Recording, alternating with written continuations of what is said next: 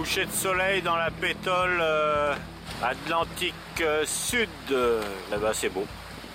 Tout simplement c'est beau. Bon bah c'est vrai que on va pas vite mais voilà, on a d'autres plaisirs. Fataliste Jean Le Cam, par le travers de l'Uruguay, le skipper de Simerciel en 5e position compense comme il peut sa frustration dans les petits airs. Depuis le passage du Cap Horn, Mike Golding n'a cessé de combler son retard et à la mi-journée, il ne pointait plus qu'à 23 000 du Roi Jean. Les deux hommes naviguent en bordure de l'anticyclone et l'Anglais, légèrement décalé dans l'est, touche plus de vent. 1800 milles plus au nord, au large de la pointe ouest du Brésil, l'écart aux alentours de 260 000 s'est stabilisé entre Massif et Banque Populaire. Sur la route de l'Équateur, François Gabard, qui navigue dans des conditions plus qu'agréables, s'attend à être ralenti dès lors qu'il aura franchi la fameuse ligne imaginaire. On se rapproche de l'Équateur, donc c'est de plus en plus chaud. 30 degrés et puis grand soleil, il y a des petits nuages, mais là pour le moment c'est plutôt clair. L'Équateur devrait y être normalement demain, milieu de journée, dans un peu moins de 24 heures.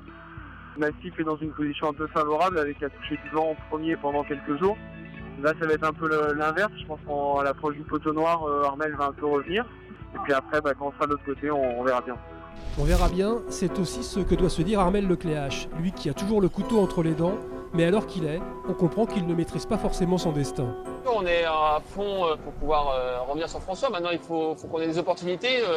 Là, pour l'instant, c'est pas trop le cas. On a effectivement le poteau noir. On espère qu'il va être un peu difficile à franchir, notamment pour lui. On verra bien.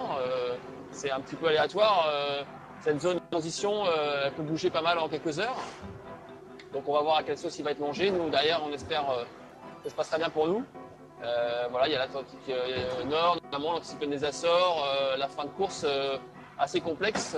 Donc on espère qu'il y aura des choix météo différents possibles, que le jeu sera ouvert pour pouvoir éventuellement attaquer et effectivement être à fond jusqu'au bout pour essayer de revenir sur François. C'est l'objectif de cette fin de course. Donc on va tout donner en tout cas jusqu'au bout. On est à fond et on lâchera rien, comme d'hab.